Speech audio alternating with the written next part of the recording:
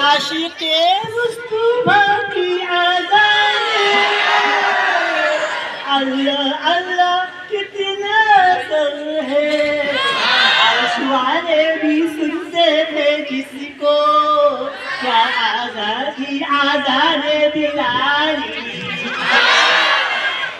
वो मोहम्मद का प्यारा नवासा, जिसने सजदे में गर्दन कटाई,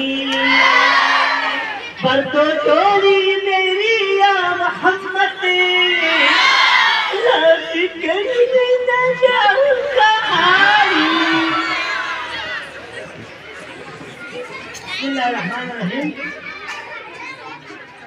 उलमाए कराम, मेहमानान मुशर्रफीन और असातिज़े कराम, अस्सलामु अलैकुम।